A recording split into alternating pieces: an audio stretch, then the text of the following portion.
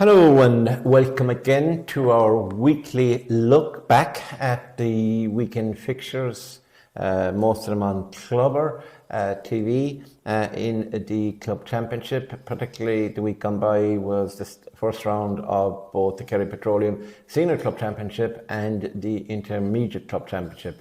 We'll also be looking forward to the most important games this coming weekend, which you can see live on Clubber, so get that Clubber pass. It's well worth it, and we have another week of games the following week. Then we have semi-finals of the senior club, and we have quarter-finals, semi-finals of the intermediate club, as well as the two junior competitions, right up to the start of the senior football championship. So well worth getting that annual pass, or you can subscribe for a particular game this coming weekend. Keep an eye on social media for the details.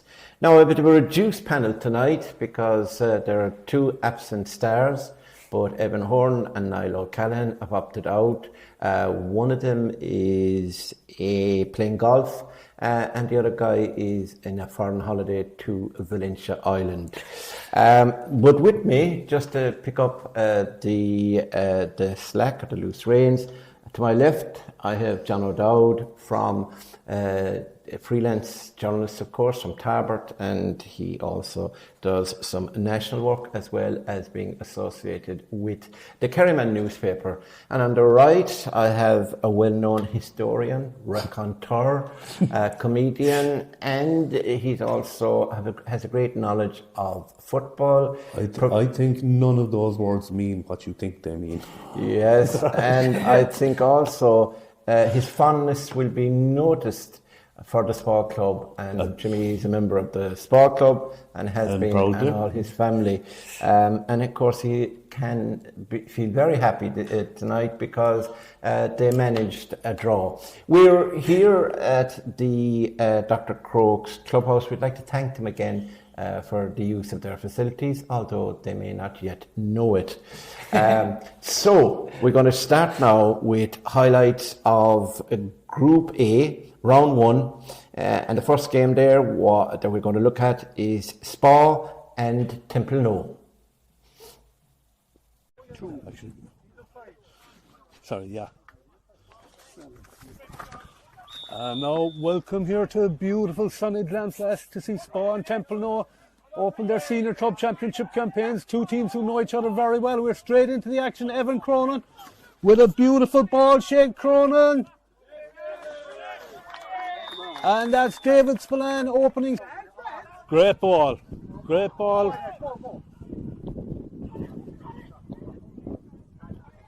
Sean Sheehan across. First effort at the post. Kerry under 28 in Crowley, and the sides are level. Great score by Aidan Crowley there. Spillane gets the ball one-on-one. We all know what he's capable of. But that's a good ball in as well. Darren Moynihan in, and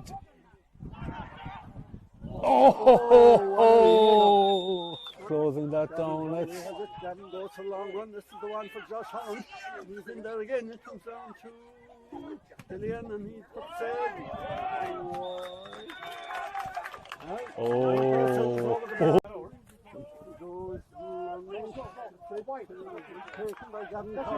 Well, got it by Gaeil.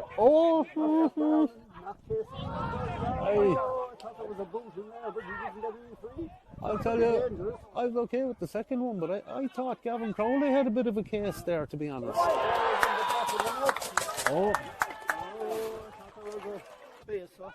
He used it. He needs somebody with him. He has nobody. He's taking it on his side. He didn't pick it off the ground. Comes to the goal over the bar. Yes. Score by Killian. Killian, very well done by Killian, but I'll tell you.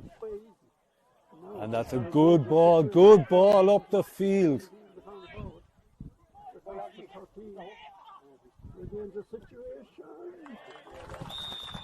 And David Spillane with his second point of the two sides heading into the dressing room, but there's an awful long way to go in this game yet. It's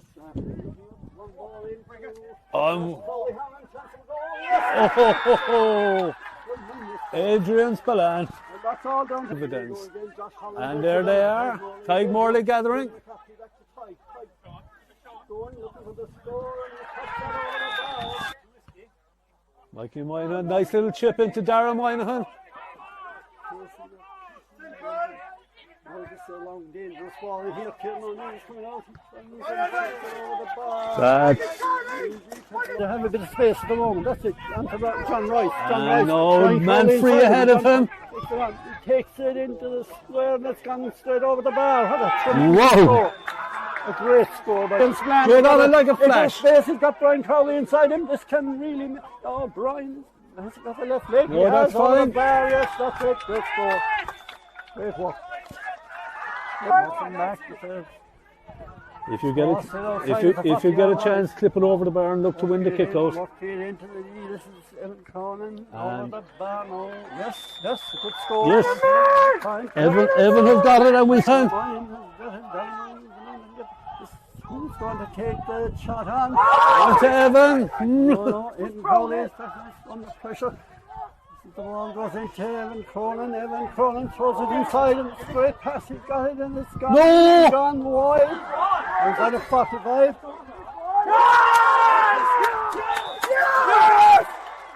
Gone over the bar.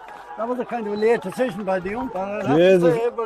I gotta tell you, I didn't know, was it over the bar? Was there a chance of a touch on a goal? Was it a 45? Was it wide?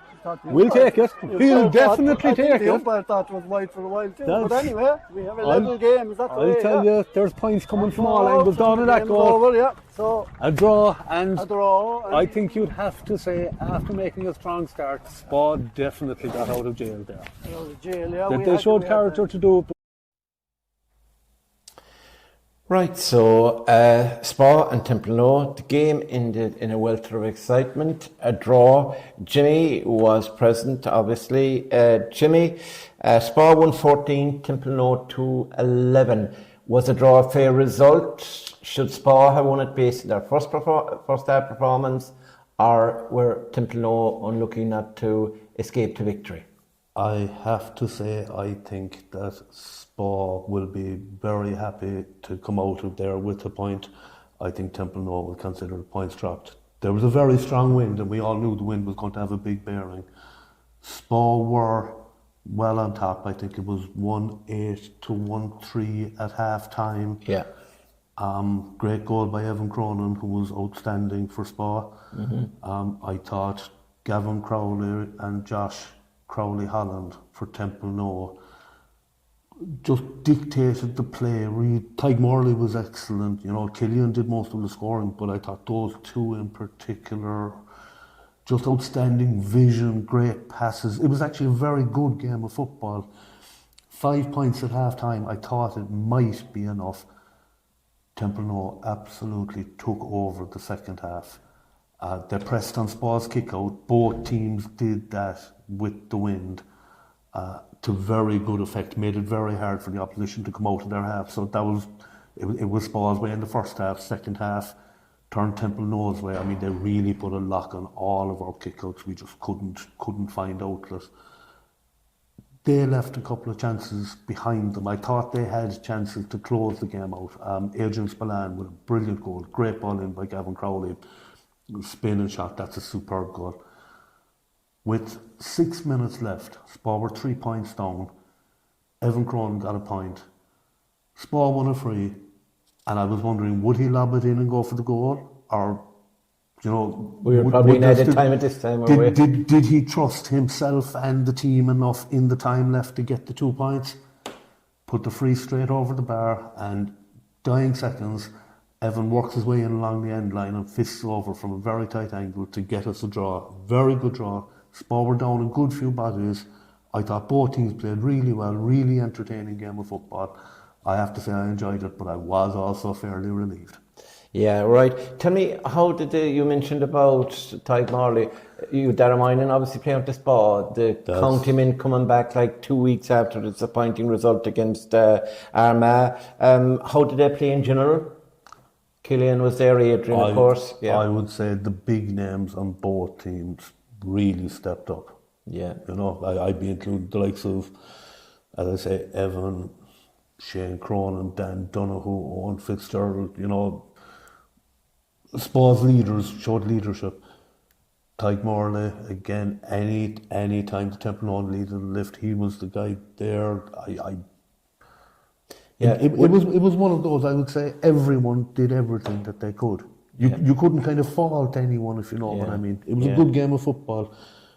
I would say we were... you couldn't call it luck. We hung in there enough to earn the draw. But as I say, Templenoe will definitely consider that points dropped. One final question on the game.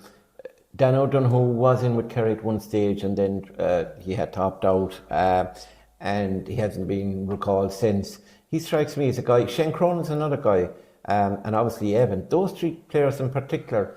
Is there any mileage in maybe Jack having a look at them or introduced them, or are they gone beyond that stage? You'd know now. I'll give you a very simple, very honest answer. I don't think it's even worth discussing at this time of year. You can be absolutely sure that Jack is running the rule over all the club championships. He's having a look at all these games. It wouldn't surprise me if he has a club subscription himself, you know. Yeah. But you're not going to be calling in anyone at this stage anyway. You know, you've got a couple of weeks. For every player out there, you're interested in a county jersey, this is where you have to lay down the marker. If you can't produce in these, you're not going to be in the conversation, Joe, when it comes to winter and coming into training camps. Yeah. But everyone, it's too early to tell. You know, when you're picking kind of a team of the championship maybe afterwards or something, that's the time to start considering county fellas, you know? Yeah. John, thanks for that, Jimmy. We're now going to show you highlights of the other game in Group A. That was between Rathmore and Kenmare Shamrocks. And we'll be back with some analysis after these highlights. Level, so they'll be, they're quite an astute defence here, albeit some youngsters there in the middle of them. But Kenmare are on the attack again. Around on the left hand side, and Paul O'Connor passed it off, and over the bar it goes there.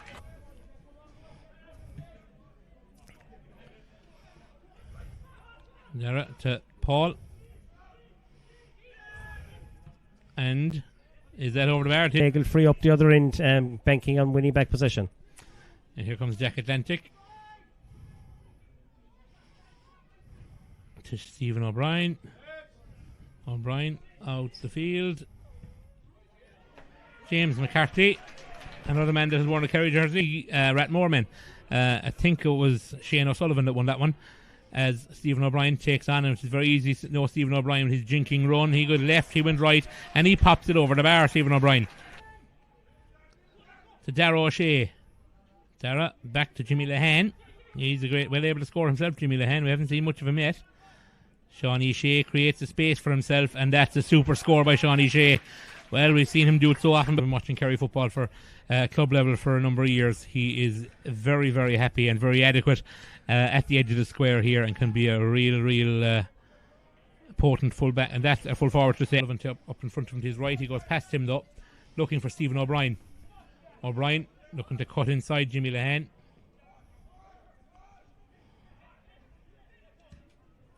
Oh, great score.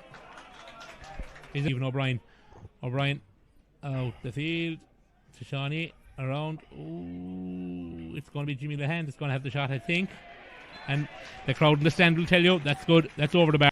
And asking the questions. Indeed, there. And James Dermody to it's forward. Sorry, should I say it was John Moynihan got that one back. And that's a great score in Brendan O'Keefe, I think, was it? That popped it over the bar. Bit of effort and tried to get free from his marker. But here comes, and to Moynihan. Save. Whistle gone. Oh, that could be controversial. It's a free out. Whistle was gone before the ball was kicked. Yeah. I'm not quite sure what far. Was it off the ground? Off the ground. But in truth, the referee wasn't close to it. He was a good bit away. It was very close to the ground. Maybe it was the correct call. I don't know. It was challenged though. The body language suggested that it wasn't off the ground. A significant decision there, right at the end of the half. To Jack. To Kevin O'Sullivan. Oh, but it's overturned. And it's Rathmore now. James Darmody looking for Collins. And this is Brian Friel, is it? Oh, no. Goal! And that was badly needed. Yeah, Kieran Collins. Oh, it's Collins. Well, it's his first touch nearly, is it? Yeah. Very close. Yeah. I expected through Friel here again. And Darmody down the field to John Moynihan. Moynihan lost his feet just for a second, but he's still there, you know. And it's a goal for Rathmore. Well, here we are. Took 5 minutes. And Rathmore have gone from 5 points down to 2 points up. And very often one fella doesn't deserve it at all, and that's, you know, Shawnee Shea now. And that is it a score? It is a super throw again. Dan Murphy on the ball. Dan Murphy, and a great ball carrier.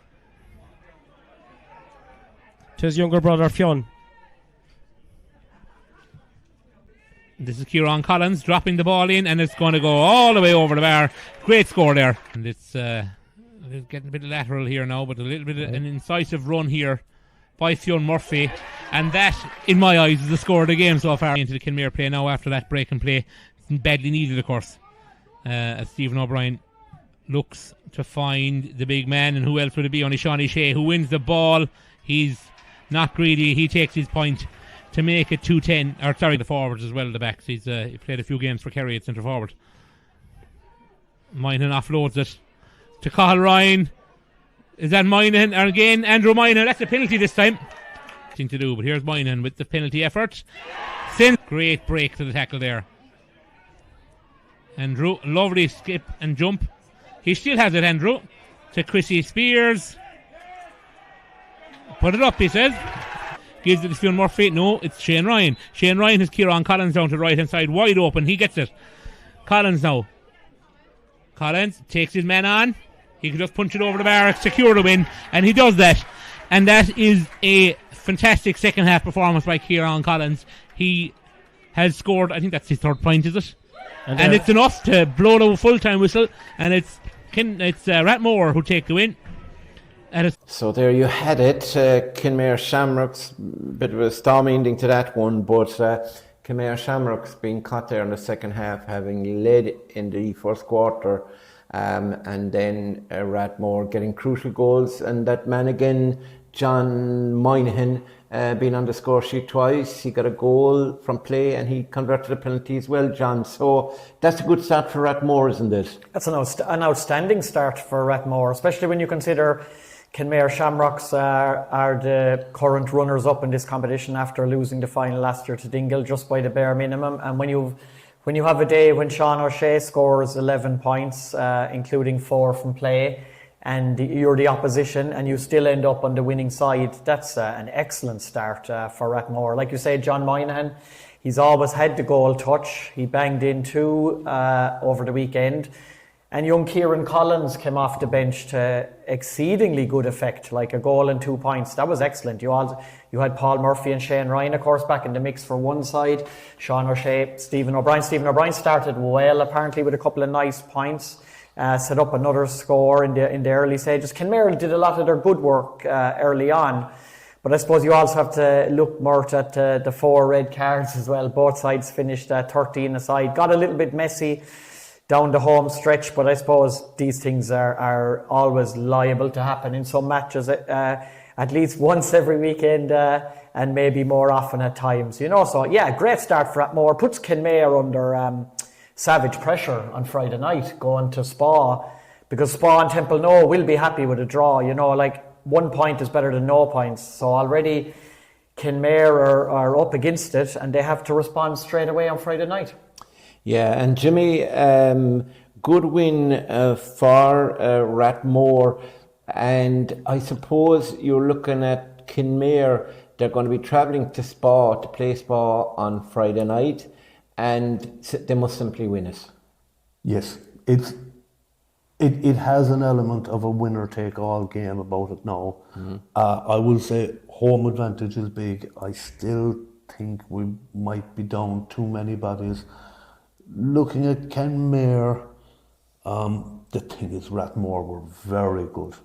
Do you know? You mentioned Andrew Moynihan last week. You were absolutely spot on. He'd drive him forward. I'd be getting out of his way, like. You know? No, I thought it was actually What about very Fionn good. Murphy? Fionn Murphy, again, outstanding. Thought G.A.A kicked one absolutely superstar point altogether. Lovely fielder of a ball. He is one to watch, you know, and definitely one to watch. Kenmare will be hurting. They will be a bit disappointed, you know. Rathmore. How did Paul O'Connor play, by the way? I saw him wearing 15 again, wasn't he? Tried very hard. Rathmore defended very well. Paul, very good customer to get on a ball, but I didn't. I mean, a thing for Kenmare is when you have a guy like Sean O'Shea, it's very hard not to depend on him. But you needed a little bit more. I mean, we say Rathmore now, I thought they might be depending on Shane Ryan. Shane Ryan was actually a great playmaker. I'd say if you look at the amount of assists for scores that he gave, he was the guy giving the pass, making the move, calling the play. And the brother was back at midfield, Mark, isn't he? No, the other guy, Cahill. Mark is injured, is he? But Cahill was there. Yeah, tell me now, we look at the weekend games, Spa and Kenmare. Obviously, I'm not going to ask you who you think is going to win because you want Spa to win. It's on live on Clubber, by the way. It's streaming live on Friday night. Who's going to win it? Right now, I would say probably Kenmare by about 2 points. It's a numbers game. Yeah. You know, no, I think they might be down Kevin Sullivan. Yes. And Kevin Sullivan is an absolute dynamo in midfield. That could make a difference. Jimmy Lehane is a pretty good player on the half forward line for both picking up, breaking the ball. Great back. And he works back and he works forward. So, yeah, they have a good chance. They're a good, solid side. They're strong, they're fit, they go at you. But Spa must look at this as saying, we have a point there on 0. So look, let's kick on. And if Spa win it, they know on 3 points that Kenmare can only make 2 in their final game, so they're in the semi-final. 100%, and you're at home. I mean, the thing is, every team is going to be going for it anyway. Yeah. You know, there isn't really such a thing as an added incentive, because if you're not incentivised for the club championship, what are you doing? Like, yeah, true. You know? So absolutely, both sides will absolutely want this. Have a go, John. Spa and Kenmare, quickly. Who do you think might be the best side there? Would home advantage swing it for Spa or Kenmare? Kenmare had a habit last year. I remember in the year before they had early problems. But then they came along, they reached the final last year, remember, and they were only beaten by Dingle, wasn't it? I think Kenmare might just pull it out of the fire, Mort, just for the simple fact that they have to. Thanks, John. There has to be a response to the defeat against Rathmore, you know. And Spa last year. I swear they did. I'm sure they played Spa. They played a couple of games. They played the Gaeil there. We actually beat them. They beat Crokes last year. We beat them in the group stage, and Dingle absolutely hockeyed us in the semi-final. That's right, yeah. Kenmare probably need, though, to get a little greater spread of scorers. Like Sean O'Shea, 11 out of 60 in the last day. I know, as Jimmy says, like, you're always going to be dependent probably on your Kerry star, but at the same time, a few other players will have to step up. And if they do, I think they might just nick it, Kenmare. Templenoe and Rathmore. Templenoe are hard to beat at home down on that pitch. The most picturesque, one of the most picturesque pitches in the country. Unbelievable. You can look out, and I'm not going to go through the bays of the mountains because JC will correct me every time I mention, so I leave it there. I'll just say it's alongside the water. Okay? Yeah, Patrick Clifford came on as a sub there for Templenoe against Spa. You would hope now that he's probably in a better position to get back into the starting lineup because he's an important player. He did. He played well. Aidan Crowley now just managed a point. There's definitely more scores than Aidan Crowley if he brings that the next day. Obviously, Killian Spillane played well, got a nice few scores. Tyg Morley, they had the goal scorers. Rathmore will be coming with savage confidence after lowering Kenmare's colours. Like, they'll be cock a hoop going into the game. So Very difficult game to call, Mort. I don't know, maybe with the home advantage, there might be a little surprise on the cards. Maybe Templenoe might just edge it. Yeah, they're hard to beat, but I think Rathmore went down last year to Kenmare Shamrocks when they had to win a game and they won it. Might have been in the county championship, but anyway, they won it. So look, I think I would opt for Rathmore to win on the road, and I think the Spa Kenmare game will probably be another draw. I would have to incline towards Rathmore. I was very, very taken with Kieran Collins off the bench, and Chrissy Spears came on and did a bit, and again, the closer he gets back to action, the better. That guy is a serious threat. operator. So for me, even as good as Templenoe are, and they are very good, Rathmore just have a lot of aces. They have, and their county league form without their senior, their inter-county mean was pretty good as well. So now we're on to Group B, and our third game, we're going to look at the highlights of this. This happened to be a cracker, despite the fact that it was felt, and we were talking about it last week, that Milltown Castlemaine would be far too strong for Gaeil, but that's not the way it turned out. Kieran O'Donovan, Finch, onto Dan Goggin. We'll know him by his hair. The ball is put inside, but again, out come Milltown Castlemaine. Beautiful chip up there, and a beautiful pass by Kieran O'Connor inside, and that should be the opening point of the game from Jack Burke, number Gaeil. And the two number 10s are marking each other. Here comes Milltown Castlemaine. That was Jonathan O'Sullivan dishing the ball off. Here comes, is that Gavin Horn? And that's put over the bar. That's the number 9. There's a lot of quality in this Gaeil side. Here's Diarmuid again, bursting through the middle. Diarmuid O'Connor, is he going to take a pot at the post? He does, and that came inside the post, and it's over the bar. Great score, but sends the ball back to his midfielder, Gavin Horn, and that's a free, I would say. Evan Horn, no, he's going to allow advantage go. Here's Horn, Gavin Horn. Gavin Horn is going to put this over the bar. That was too easy. Second point for, and this is Andrew Barry. Andrew Barry moves forward, moves with menace. Is there movement inside? He slips the ball quickly in. Here goes Dan Goggin. Dan Goggin will take his point, and he does. Great point by. And here comes Stephen Roach. Stephen Roach, without his bicycle, he sends it across here. Inside, here comes Roach. This is the other Roach, David Roach. He passes it off to Ian O'Connor, and Ian will, that's wide.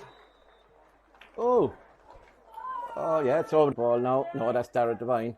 And here with it now again comes, the ball is out now to Finch this time. Finch is getting married in September, so he's other things to worry about. That's Dara Devine. That's a fine point. If it goes over, yes, it's a team meets number 20 again. This time it's fair. Now he's really hobbling after that second hit. Here comes the full back. This is Damien Burke. Damien inside to the full forward, to the 11. That's Kieran O'Connor, puts it over the... Here comes Gaeil now on the counter-attack. Damien Burke. And, Diarmuid O'Connor, he has it. He's on the drive. What can Diarmuid do? He sends it inside. Who's in there? This is a great chance of a score and a point. Is that Jack Gaeil?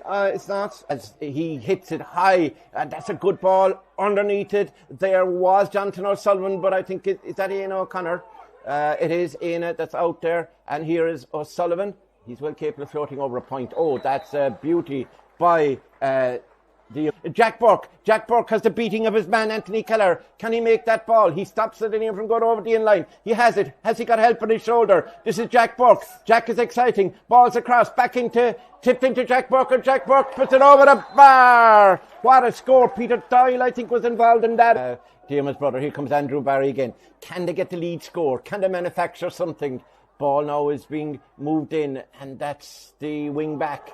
Jack, number 7, that is down the middle, but they could also throw him inside full forward. Andrew Barry with the ball. Well, Andrew, he chips one inside. The ball breaks kindly for them, and it's put, great save from Kieran O'Connor by the keeper. Collected again by Diarmuid O'Connor. What a ball over the top, that won't make. Can he head it on? Here's Goggin. Goggin from the tip on there from Devine. Goggin is the man that'll try and find the net, surely. And he does, but it's saved again. Backers for Gaeil right now. And here we comes. Diarmuid O'Connor. He's been the fulcrum. He's been the catalyst for everything good. And he gives it to Devine, who puts it over. And the Gaeil, with 10 minutes left, go a point in front.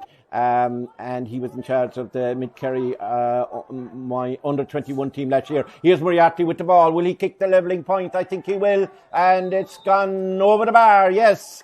And O'Connor, he's been pretty good. High ball in here, what can happen? Can he claim a mark? He doesn't. This is Dara Hogan. Dara quite can't get a point. The ball is on the deck now, but down there is Brendan Casey. Brendan Casey flicks it inside, and here's Roach, David Roach, over the bar for at the back. And here comes Roach again. David Roach, bounces the ball twice. It comes to Moriarty. Colin Moriarty will fancy his chances if he can get through again. Beautiful pass. Tesselis is back to Moriarty with the left peg, and he's going to put it over the bar, surely. And he does. 2 brilliant points by a turnover here. They will have the freedom, a lot of acres in front of them. But Milltown Castlemaine trying to get the winner here. Casey, beautiful ball here inside to Hogan. Hogan is quite capable of kicking a point, and he does say yes. Dara Hogan, though, at the other end of the field. I think he's telling him that he's got to score. He showed him to watch. I think he's telling him he has to score direct, I think. This is some pressure kick, 45 metres out, wind assisted. Is he going to go with the outside of the boot here, Mort? This is almost an impossible angle. And he's put it over the bar. It hit the post, but it's over.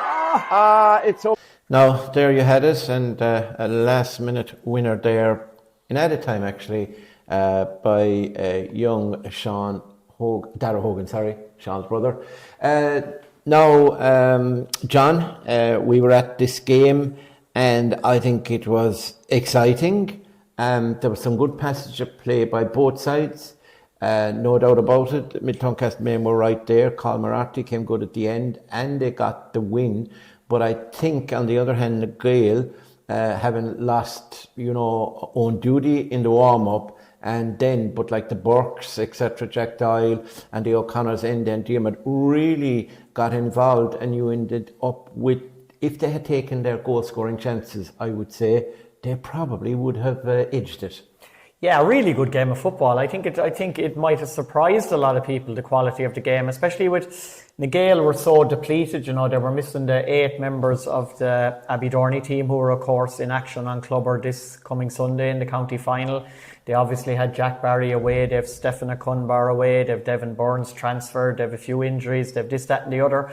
And Milltown Castlemaine were missing their young gun, Killian Burke, as well, and he turned out to be a significant loss, and they wouldn't want to be without him too long in this competition going forward. He's going to be missing for this weekend. But it was a really, really good match. I think even Colin Moriarty possibly said it in his interview with us afterwards, that probably a draw would have been the fairest result, because I don't think either side deserved to lose. Milltown were 10-8 up, I think it was, at half-time, having had the breeze. So the Gaeil dug in brilliantly. And then in the second half, like you say, the Gaeil had the goal chances. I'm trying to think, was it Kieran O'Connor and maybe Dan Goggin? They had the goal chances. And Cormac Lean made a couple of smart saves in goal for Milltown Castlemaine. And then even at the end, Moriarty kicked some great scores. In the first half, Gavin Horn and Jonathan O'Sullivan kicked some fine scores. Jack Burke was excellent for... he got injured. I think if he stayed on too, it might have made a difference. For the Gaeil. And I think was a big thing, Mort. I think maybe with 10 or 15 minutes to go, they might have switched Milltown might have switched Rain onto Jack Burke. And he did a great job. And Jack then ended up getting injured as well and having to go off. So that was a huge blow to the Gaeil. But even after young Dara Hogan with a lovely score now set up by young Brendan Casey, great score, the Gaeil had a couple of chances for the equaliser, and Diarmid O'Connor did as much as humanly possible to try and get him over the line for the draw. Like, he had a 40-metre effort very narrowly wide, and then he took responsibility for a 45-metre free at the end and hit it with the outside of the boot off the post. It really, really did probably deserve to be a share of the spoils. But I think both sides will be encouraged by it. Like, Gaeil will feel, obviously, that if they had a full team, that they probably would have won the game. Then Milltown will think, well, if we had Killian Burke, maybe we would have won easier. Yeah. So, there's plenty for both sides to be encouraged with going forward. Yeah, and you mentioned Parin there, and he'd be very uptight, not alone about the game this coming weekend when they take on the Crokes here in this very pitch just outside this clubhouse. But Parin's girlfriend is the Kerry captain, Niamh Carmody, who will be he'll be in Croke Park on Sunday, very excited. Oh, you see the deep knowledge I have of relationships and It's actually a little bit frightening. Okay, right. So we'll ask you, Jimmy. Were you surprised that this was so close, Milltown and Gaeil? I have to eat humble pie. I didn't. You don't like humble pie? I did not think that Gaeil would be Within 5 or 6 close points to this in the finish. As you said, they but they're not a absolutely club in could've won decline, it. though, or a team in decline. They might be struggling in the league, but I think they showed the real heart when it comes to championship that they have and the resources they have to be missing so many players and still give a good account of themselves. Absolutely, but they are a strong club anyway. What they do underage, is very impressive. You look at their players; they're committed. They go out, they give it to every game. In this one, they had to know they're Danny underdogs. Kingston is coming up now, isn't he? A fine player for them. And Vince Cooper's son. Yes, Liam Cooper. Liam Cooper, he'll be something else. Well, look, they're only young lads. Leave them be coming. Yeah, leave them, yeah. But just on this one, I think Milltown would be delighted to get out of that with a win. Both sides will actually take a lot of confidence out of that game. Yeah. The thing is, both teams are facing. Yeah, you look at the other two teams in the group, and they're facing they're facing a train, an oncoming train, and they'll have to be very careful because if they don't, you're playing a hurt Crokes in Dr. Crokes. Yes, and you're playing have fun with that. Yeah, and you're playing with. The other Gaeil are going to Dingle, playing against a team who really cut loose and are, obviously going to try and build on that. We do. Now, that's fine. That's the first game. So that was played. This is our third game, discussing about the first game of Group B. Now for the classic, El Clasico, one of the finest games that we've seen all year, between Dingle and Dr. Crokes. Dr. Crokes unbeaten in the league, 11, and could their unbeaten run, could they extend it, or would Dingle gazump them? They did. So we'll watch the highlights now of this cracker. Was playing hurling with Kilmoyley in the past. Matthew Flaherty inside towards Banbury. Banbury's away from David Naughton. Banbury's clean through. Will he go for the point? Cathal Banbury. He will. He got away. For us All-Ireland final, it's Armagh and Galway. But we'll concentrate on Crokes versus Dingle for now. Here's Dr. Crokes. That's Mark Fitzgerald on the overlap. In towards Michael Potts. Again, that's Mark Fitzgerald. A shot! A goal! What a wonderful goal! I think it's Mark Fitzgerald. Gainey. Gainey's on the run now. Gainey. Lovely pop pass inside. This is a chance. It's Dylan, is it? Great save by Murphy. Smothered save. Oh, that's a good kick out and played quickly to Paul Gainey. That's great work by Curran this time. Now Gainey's on the straight burst. He's gone past the 45. He's heading towards the 21. He's onto his left boot. And that's over the bar. That's how... They're tenacious at the back and they're winning the midfield battle. Here's Mark Fitzgerald and Evan Looney. Evan Looney's pass is intercepted there by Cathal Banbury. Cathal Banbury to Conor Gainey. Playing across goal. Paul Gainey! Back of the net, Paul Gainey! All was ever ready for the Cathal Banbury with the interception. Banbury played it to Conor Gainey. Conor Gainey to Dylan. Dylan didn't even catch it. Just flicked it across to Paul Gainey. Paul Gainey palms it past Shane Murphy. Mistake at the bar to Dylan Gainey.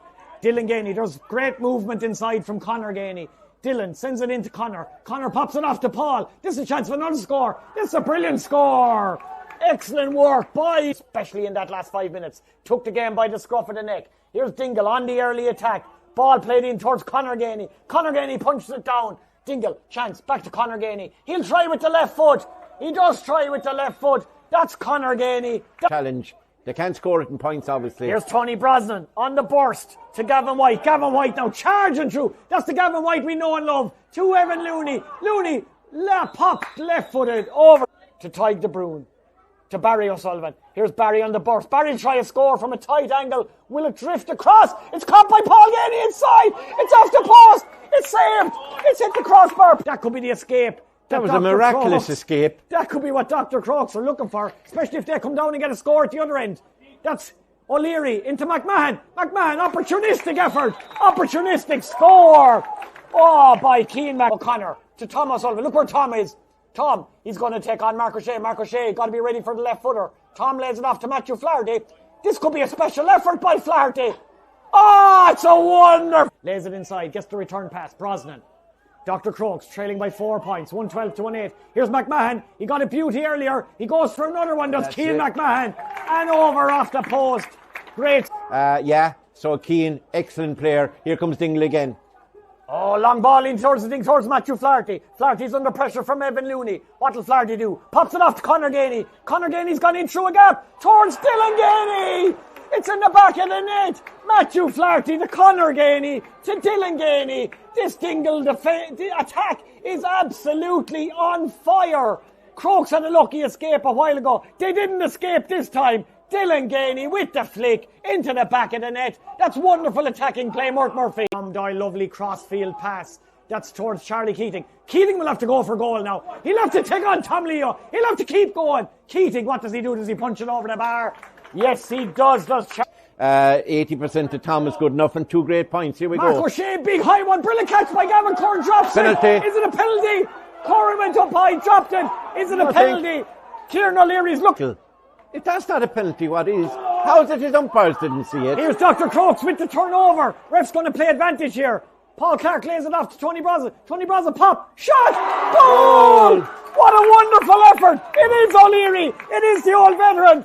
What a finish by Kieran O'Leary. Crokes with the turnover. Paul Clark to Tony Brosnan. Tony Brosnan popped it.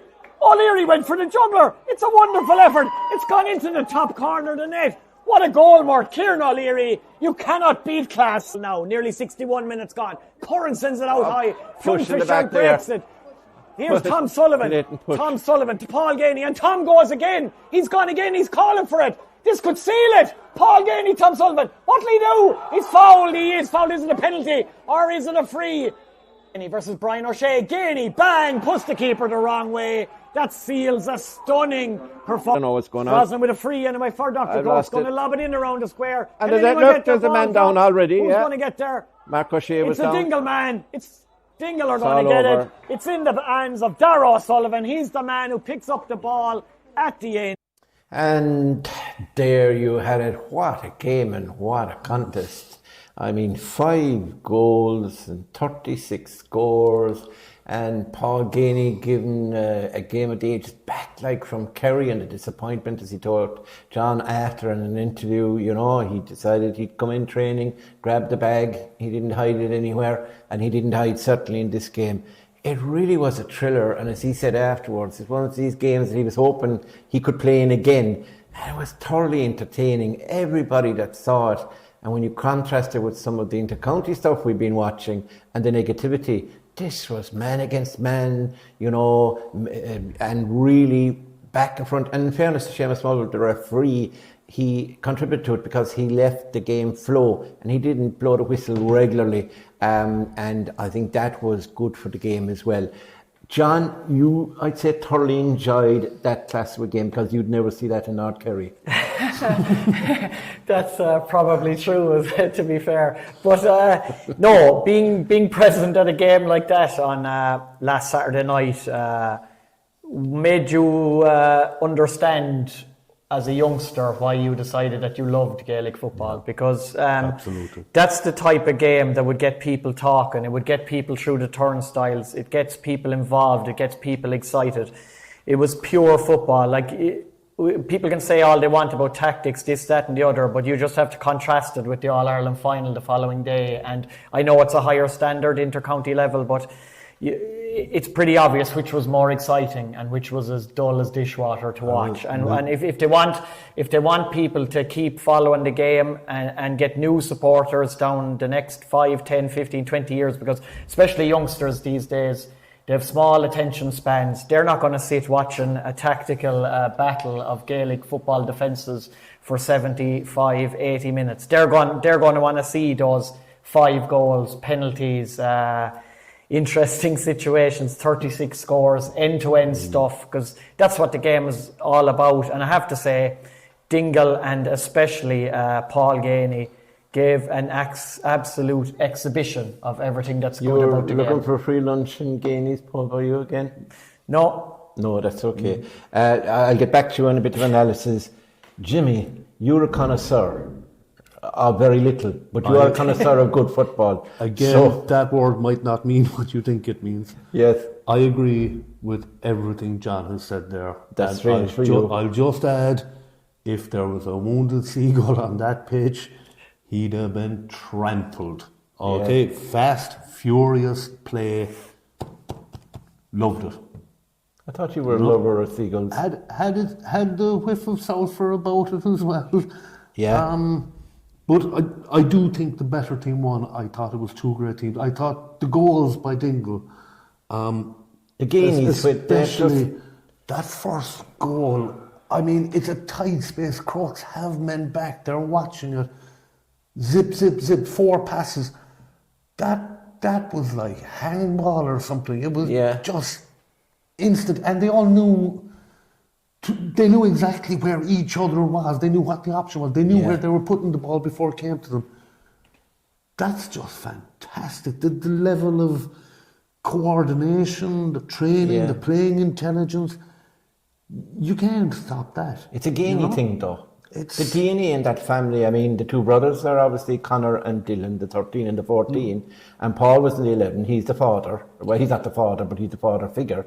The boys are about 10 years younger than him or whatever, maybe a bit more. But, I mean, in fairness, the understanding between them, and Matthew Flaherty was involved, and then Tom Sullivan went up, and he started playing as an extra full forward, and he started putting over points, and then you had Barry Dan at midfield and the brother Dara. It was incredible. And a man who had a great game was the other Tom Leo. Yeah, he was really going in stature. But the thing is, you have to say, Crokes, Dingle were the better side. How many teams out there could have given them a game like that? Yes. I mean, Crokes actually, Rathmore are the only other team to outscore them. Yes. You look at their actual scoring totals. I know, yeah. They had 214, and they'll consider it a bad day for them. Yeah, and John, Crokes, defensively, they weren't as tight as they normally are. Midfield didn't go as well as it should, you'd imagine, with Mark O'Shea out there. Then the half-forward line seemed to get lost between two. There was no link play, there was no... And that's where I think Gavin O'Shea, who I presume is still out injured and he's down, I think it's number 29 or 30 or whatever on the squad. But I remember the last couple of years, the man, Gavin mightn't score a lot, right? Great playmaker, like Kieran did in the second half, Kieran O'Leary, they need somebody to link up with the class forwards. Cian McMahon, fabulous game. Tony Brosnan, he took forwards for the ball, but he did okay. But you'd be expecting, the likes of Tom Doyle and Charlie to do a lot more, David Shaw. So, I mean, they have the personnel. Do you think that Pat, probably in the words of the late and great Wishy Fogarty, has given them down the banks during the week, and maybe Milltown Castlemaine will feel the backlash on Saturday evening? I'd love to have been a fly on the wall in the Dr. Crokes managerial debrief after Saturday night, because I'd say the fly was dead at the minute Pat got into the room. From Pat O'Shea's point of view, conceding 3 goals and 17 points is unacceptable. We know the standards that Pat O'Shea has.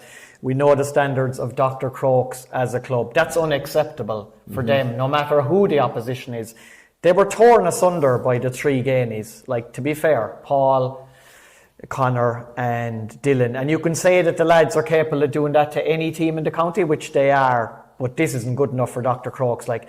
I would say the likes of Mikey Lynch, John Payne, Neil O'Shea, these are backs now that in training this week, they'll be saying to themselves, there's a great chance for us here to be called into the lineup for the weekend, because that wasn't good enough from a Dr. Crokes team. Gavin White definitely didn't look fully fit. And remember, Dr. Crokes got off to a brilliant start with that fantastic goal by Mark Fitzgerald after only 5 or 6 minutes. He charged up the field, played a 1-2. Got the call right, fair play to you. Played a 1-2 with Michael Potts and put it into the roof of the net. That was the start to be dreamed of against the breeze for Dr. Crokes. And even coming up to half time, Dr. Crokes were level terms.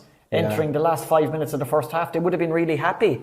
But then came that first Dingle goal. Like, basically, Paul Gainey took the game by the scruff of the neck.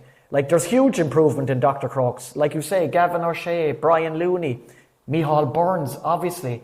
They were big losses. Like, Crokes do have a massive panel. I'd say Micheál might be back for the semi-final if they do make that. Crokes do have a massive panel of players, but I think it will have given Pat O'Shea and his selectors huge food for thought the last night. And it's whether Pat says, well, this is my first choice team, I'm going to give them a clean slate, I'm going to give them a second chance to go in again and rectify what went wrong, or he could just change 3, 4, 5 positions easily. Do you know Pat O'Shea well? Do you think Pat O'Shea is forgiving? I think there will be changes. Yeah, I think that's a very diplomatic way. John, you might get an interview from Pat sometime if you stayed at the pros. Myself and Pat are like that. But I wouldn't attempt to pick a team for Pat O'Shea.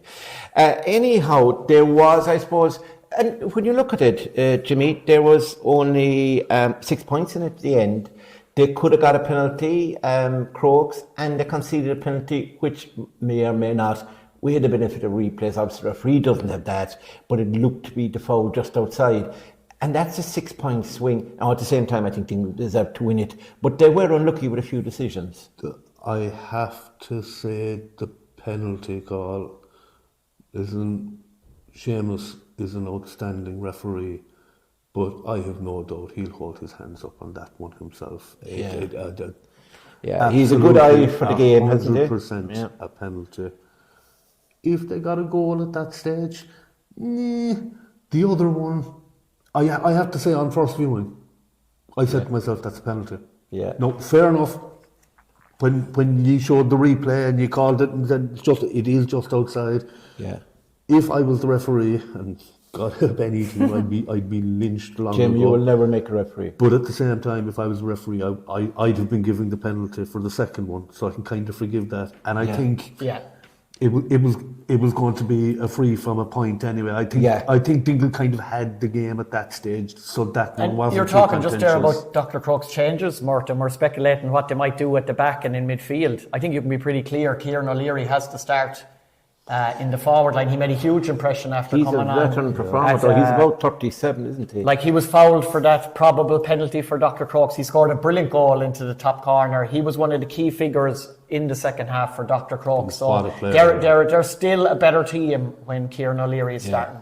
But to sum up, wasn't it refreshing, and we're repeating ourselves really, to watch a game like that, considering the rubbish we've been watching at the county level all through the group stages and the senior championship, the inter-county, and to come and see a game like that, similar to that hurling game between Ballyduff and Kilmiley. There's something you watched every minute of it. You didn't know really which way to want to swing. And the excellence of the Dylan Gainies, the Paul Gainies, and on the other side, the Crokes boys, the Cian McMahon kicking points for fun. Like, there was so much talent on that pitch.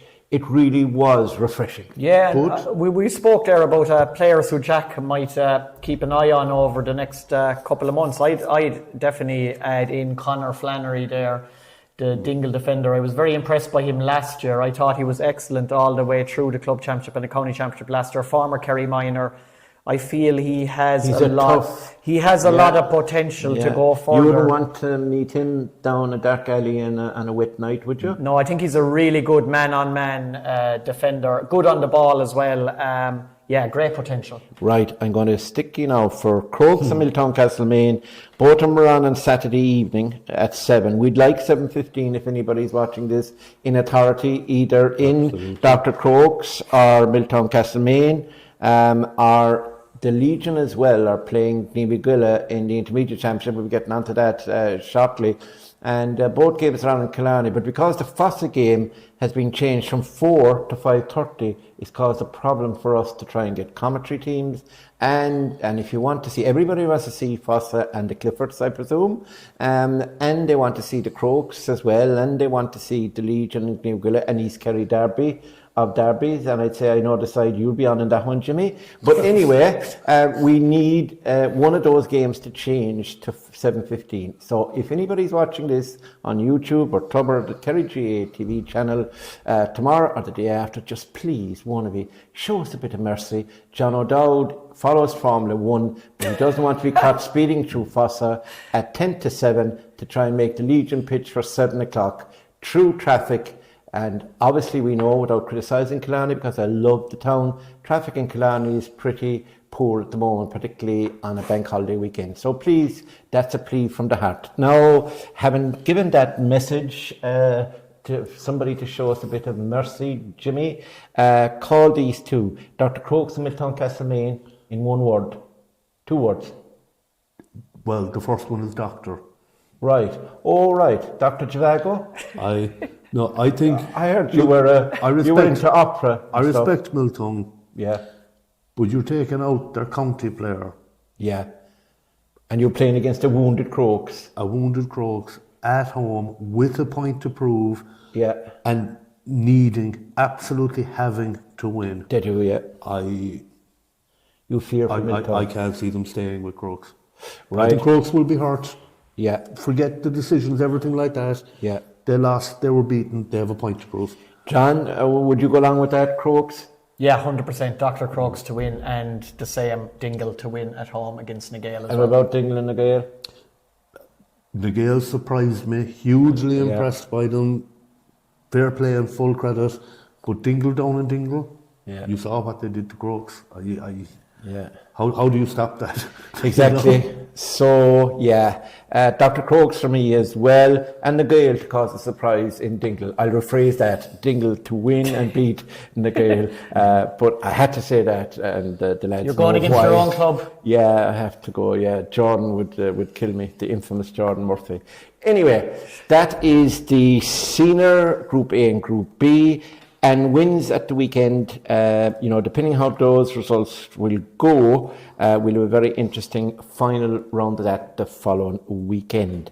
So that's a wrap of the Senior Club Championship, and we'll be back shortly with a roundup of the Intermediate Championship. Now back with the Kerry Petroleum Intermediate Football Championship.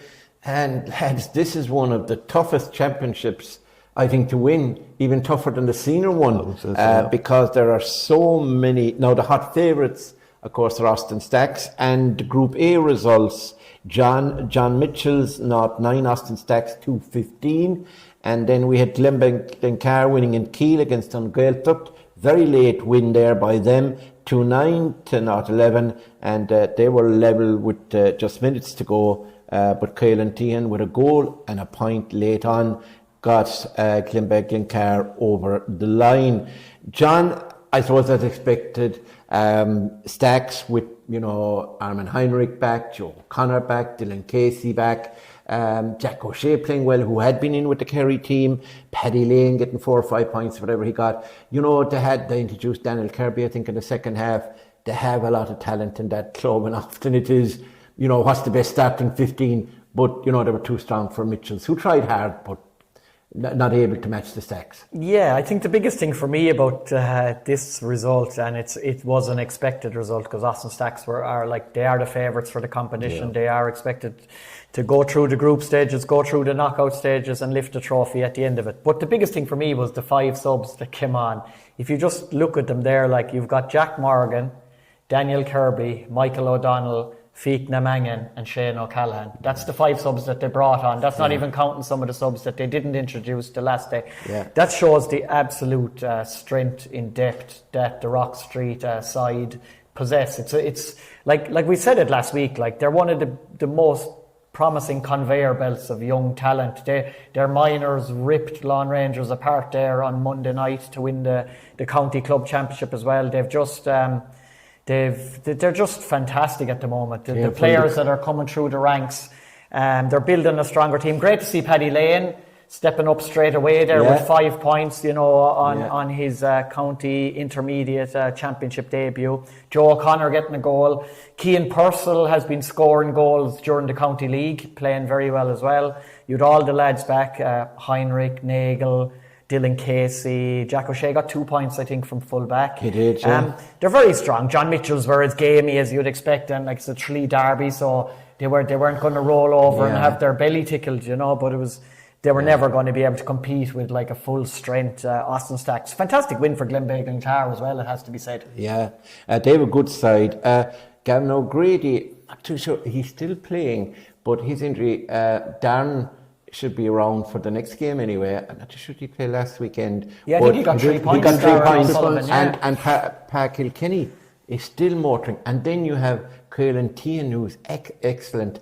And they have a guy, Smith, at midfield, Liam Smith. I've seen him play basketball more than he's a powerful man. So overall, Jimmy, Stacks, I suppose nice to see them introducing the likes of from the under-20 team and the Mount Hawk team, Michael Tansley, Paddy Lane starting, and then Daniel Kirby coming on. It's good to see that the young lads are being trusted. It is. No, I mean, when you mentioned the subs, I mean, I've argued that Michael O'Donnell and Shane O'Callaghan were two of their key players last year. Yeah. And I think it shows the difference in numbers and player availability from last year to this year. I keep making the point, they only lost the semi-final on penalties to Fossa last year, and this is a much, much stronger Stacks team with the likes of Paddy Lane and Daniel Kirby and these adding to the mix, as well as the players back and the county lads and so on. We all said Stacks were favourites at the start of this. I think this only confirms it. The other one is kind of more crucial for me. I think that will turn out to have been a winner-take-all game. I think that Glenbeigh winning that, even with that late Caelan Tian goal to kind of seal the win, it was a much tighter game than that. There wasn't there wasn't 4 points between them over the hour, if you know what I mean. But I think with that win under them, I think that's what will put Glenbeigh through in second place in the group. No, it's still all to play for. I could and often have been wrong, like, but very rarely. For me, that's it. That was the winner of that one. Now, John, if you're looking at the fixtures this weekend, you're looking at John Mitchell's at home to Glenbeigh Car. You'd have to fancy Glenbeigh Car, wouldn't you? Yeah, without a doubt. Like Jimmy did say, I think even last week, like it was kind of a winner-takes-all game between Glenbeigh and Car and Gaeil to finish like runners-up behind Austin Stacks, or what we expect to be runners-up behind Austin Stacks. Stacks are playing in Gaeil. Stacks and Gaeil, you'd have to back Stacks at home. But I just like to mention, I think one of the feel-good stories of last weekend, even though on Gaeil finished on the losing side in that game, was the return of Rory O'Buegliach, because to do your cruciate ligament once as a young player is terrible misfortune, but to just come back and for it to go again on the second occasion and put you out for another year. He's basically missed 2 full years of football. He was a Kerry minor. He was a Kerry under-20, one of the most exciting young forwards coming up in the county. He's had his career derailed by serious injury for 2 years, and it's just brilliant news to see him back on the pitch. I think he got a score or two at the weekend as well, so it'll be great to see his progress, and please God now he gets a clean bill of health for the next couple of months and years, and can carve out that exciting forward career, because it will be vital for Gaeltacht to have him, but more importantly it'll be just vital for himself to be back on the pitch. Well said, very well said. Yeah, and if the results go the way we think they will at the weekend, it sets up a top of the table clash in Glenbeigh, my former club Glenbeigh, and it will be it'll be Glenbeigh Car versus Stacks. And that will be, and you know something, I was thinking, I'll go back and clubber and commentate for that, and suddenly it dawned on me, Gerard O'Connor, former Glenbeigh great full forward, that's in his own opinion, a lot of us would disagree, and Shawnee Barton, they will claim that one, so that'll be on clubber, and the Stacks, Gaeltacht game is on Clubber this weekend, so don't forget those Clubber passes. You can see all these games, and like Jimmy, you can, instead of watching the Olympics, you can spend a week watching the games back, and that's exactly what you've done. It just shows how professional you are for your research, and still you know very little. Now moving on to Group B. It shows how good the games are. Exactly. Well, that's it. Yeah. Group B. I apologise if I insulted you in any way. Group B. And then in Group B, we had two very good games. Tight, the Friday night one that opened the championship. Cairns O'Reilly's 2-9, Long Rangers 13. And I got a clip from JC, without his permission, I got a clip from JC of the Barry John Keane goal. And I got something like 70,000 views, really. And the Tommy Walsh one to Tom Hoare as well. They were two very good goals, but they only came good late on. Long Rangers, as I said, will be kicking themselves. And then Listowel and Kilcummin had to come late there. They were level for long periods, and Paul O'Shea, I think, got the last 3 points. That's right. And made a huge difference to them, and they got over the line. So two big results there for a very, very tough group where there are 4 teams and only 2 could get to the final. But it sets up nicely now this weekend. Anyway, I was in Austin Sack Park on Friday night for the first game of the whole championship. Cairns O'Reilly's Lawn Rangers really enjoyed it. Lawn Rangers will be fuming. Like, they had something like 11 wides. They missed 2 or 3 goal chances. They were well on top in the first half, but they just didn't build up a big enough lead, and they never managed to pull away from Cairns O'Reilly's. And then in the second half, the 2 goals were fantastic, both brilliantly created by Tommy Welsh. Like, he still has it when he has the ball in his grasp. Absolutely. His mobility might not be the same as it's been in the past, as you would expect for a man who's now 36 years of age, himself and David Moore. They both were hugely influential, as was Barry John Keane, a brilliant finish. Tom Hoare's runs from deep were a huge part of the Cairns O'Reilly's armoury. When he sets off on a run, he's very hard to track. And the substitute, the super sub, we actually didn't recognise him when he came on first because he's a shaved head now. Cormac Coffey was absolutely outstanding for Cairns O'Reilly's. Kicked 2 points. Lawn Rangers were too dependent on Owen Hassett for scores. He got 5 of their points. He was very, very sharp. How did they do the first half? Did they miss a lot of goal chances? They did. They missed goal chances, Lawn Rangers, and they missed a lot of point chances as well. Like, they could easily been out of sight by half time, but they kept Cairns O'Reilly's in it, and I always felt that there was going to be a sting in the tail from the Strand Road men. Like, there was too many people writing them off after their relegation from the senior ranks. They're a proud club. They still have players like, you know, if David Moore and Tommy Welsh and Barry John Keane didn't see any future in the team this year, they wouldn't be playing. Yeah. So the reason that they decided to keep going was a sure sign that there's something there. And they were missing Darragh O'Connor, who's injured. They were missing Conor Hayes, I think, is in America at the moment. And got to mention young Tomas Kennedy. We've mentioned him a lot on our clubber coverage this year between the Kerry under-20s and the County under-20 Championship. He was really good again the last day. And it was actually at the very end when Cairns O'Reilly's had a 1-point lead. It was down to the last kick-out, and they aimed for David Moore, and I think went over David.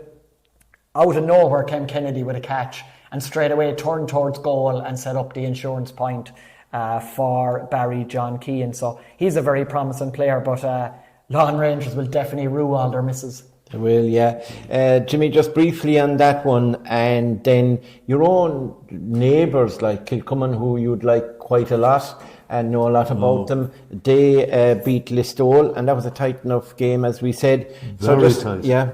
What were you thinking on that one? No, with the Rathmore Long Rangers game, definitely I thought Long Rangers kind of left it after them. I had them up there among the favourites of the competition. I'd be questioning them after that, and I think they'll be questioning themselves. That Rathleys earned their win, but I thought Long Rangers were trying to do a bit too much. They were giving that extra pass sometimes. They could have been a bit more direct, a bit more ruthless. As you said, they were looking all the time for Owen Hassett. I was very impressed with Rathleys keeper, Robert O'Connor, by the way. He can take a lot of credit for the win as well. Yeah. On the other one, again, I thought a really good game of football.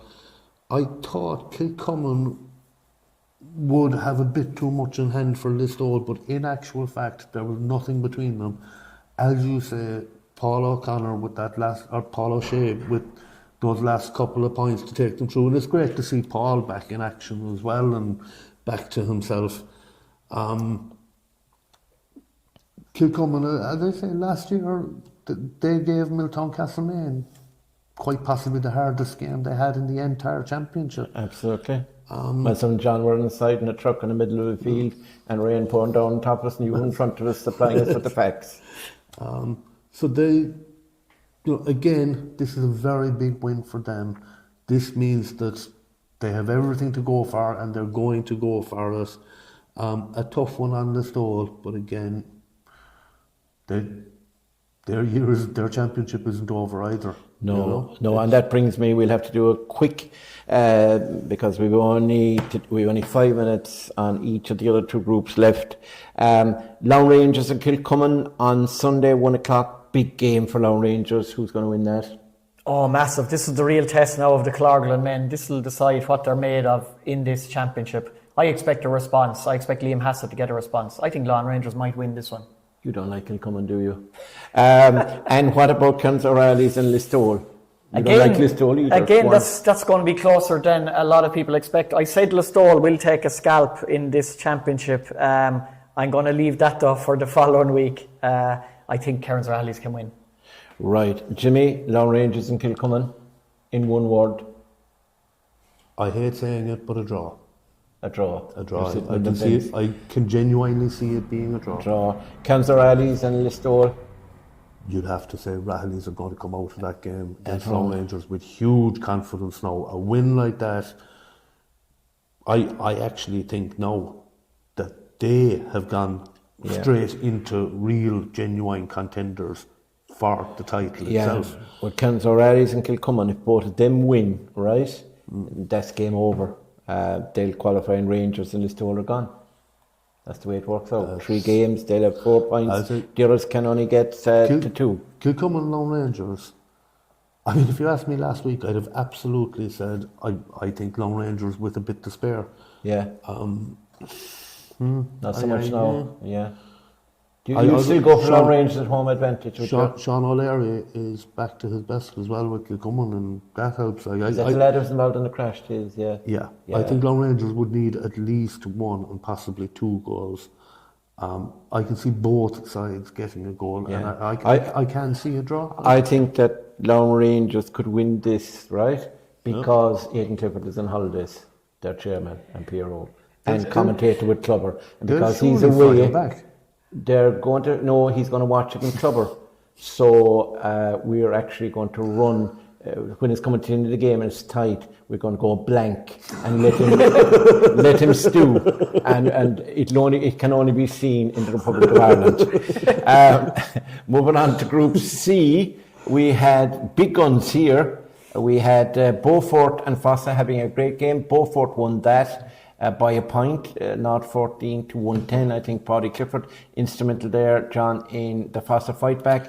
And then Ballydonoghue and Castleisland Desmond. That was very tight until late on again. And I think it was a Thomas Hickey goal this time that really decided that. Just a quick summary of those games. Yeah, Beaufort, they built up a big lead in the first half, and I suppose they ended up hanging on for dear life, and Kieran Kennedy managed to get the winner at the end. Yeah, Paddy Clifford inspired the Fossa fight back. I think Beaufort will be satisfied still to have got over the line though. Anytime you beat Fossa now is a big win, especially when the 2 Clifford brothers are playing. I think what will please them the most is Beaufort are not really dependent on any individual forward. They have a lot of players who step up to the plate. Kieran Kennedy, Dara O'Connor, Jack O'Connor, Liam Kerry. It's a pity Kieran Dennehy is still on the injured list at the moment, because he's one of the most promising young players in the county, as well as being bedeviled by hamstring injuries. So hopefully we see him at some stage of the championship. The other game was like a real North Kerry championship affair. Desmond's pipping. Jason Foley getting 2 goals for Ballydonoghue is like a fantastic return from the Kerry fullback. But Thomas Hickey, again, another player who's had a load of injuries, too much. Big win for Desmond's, because that game was probably going to decide the prospects of either side in this competition. And Jimmy, looking forward now, Beaufort and Ballydonohoe, you'd imagine home advantage should suit, give Beaufort there to win. I think Beaufort, you mentioned likes of Darragh O'Connor and these, I think Jack O'Connor. They have a great blend of experience, firepower, Ronan and Murphy, absolutely fearless. They haven't youth. the Dennehy's back yet, remember? Lee Kerry's still there, Sean Coffey. Even allowing Forrest, Beaufort to win. This Beaufort beating Fossa, I think for a lot of people who might not follow Kerry football that much, Paddy and David Clifford are among the most famous footballers in the country at the moment. It might sound strange that they'd be beaten by Beaufort. I don't think it's that huge a shock to anyone here. I know, they were odds on Beaufort were to beat Fossa actually. What is a shock is, for me, for 40 minutes, they used to joke about Mayo forwards being so poor that you'd want them, for the firing squad if you were facing them. Yeah. Fossa, for 40 minutes, oh my God, lads, put on blindfolds before you kick it and you've a better chance of putting it over the bar. They were left chance after chance after chance after chance behind them. Which Fossa is the real Fossa? And I think they've done enough to prove that first 40 minutes was an anomaly. They're better than that. They're way better. Do you think they'll do that? They'll improve and win against Desmond at home? Go back to the game against Desmond's last year. How many goals were there in that game? Was it 9 goals in total or something? It was. They went to added time and everything out. It was phenomenal. Lord Mercy and Jordy Murphy, he was all over the place that day. It was brilliant. I could see the same kind of game again. I think that'll be another one. Yeah. Where any OC goes on the pitch, you'll have to mind themselves. Do you want to be allowed back into Fossa again with the firing squad analogy there? Do you want the lads to allow you in? Do you think you'll be allowed love me, Mort. Do they love you? Great. Except they love him. John called those to me. I think Beaufort and Fossa are the two home teams I'd go for. Yeah, I'd agree with that. Right, and the final is Group D, the final one we'll look at this evening. And that's how Niamh Gullet beat St Mary's. That was expected, 3-12 to 7 points. To be fair to St Mary's, they gave a good account themselves, but the Niamh Gullet boys were just too strong. And then another game of the day, I suppose, was Glenflesk versus Killarney Legion, 117 to 116. It looked like Legions after James O'Donoghue had ran along the sideline, gave it to Peter McCarthy, who looked suspiciously inside the square, but maybe he wasn't, and he put it in the back of the net, and they had to go down. They got a penalty. They didn't. The Legion boys didn't like the penalty decision, but it was given, and Darragh Roach scored 110, put it away, and they still had to get a win in added time. They got another attack, and Tommy Bowler put it over the bar. Kevin, was it? Yeah. I think just Tommy, but anyway, black hair, I'm sure it was Tommy. It was, yeah. I think the lads might have corrected that. Anyway, I think just Tommy, yeah, he got 2 points in the game. He got a free earlier and he got that point as well. And then, if he's the number 9, is Tommy the number 9? Yeah, there's definitely number 9. Yeah. But then they came down to field Legion, and as the ball was up in the air and one of the Legion guys caught it, the referee Eddie Walsh blew the final whistle. So they had surrounded him. Nothing. I just questioned him as he went off the pitch. But Eddie's a tough man, so nothing happened there. But they were unhappy, Legion. But it was a crucial win for Glenflesk, and now it sets them up very strong. And their meeting, obviously, the Legion Niamh Gullet meeting this coming weekend is absolutely crucial. And providing you can get a Garda escort from Fossa, we'll be getting that live and exclusive on Clubber TV as well. John, what you see here, and talk about the weekend games maybe. Yeah, that Glenflesk Legion was always going to be tight, like a fantastic game of football, like 117 to 116. We didn't see it live, Mort, but it comes across as I watched it back actually to the brilliant game. Not far off the standard of the Dr. Crokes Dingle game, and you'd like a couple of outstanding individual displays with Darragh Roach getting 110, of course, a member of the Kerry panel this year, and then James O'Donoghue really rolled back the years.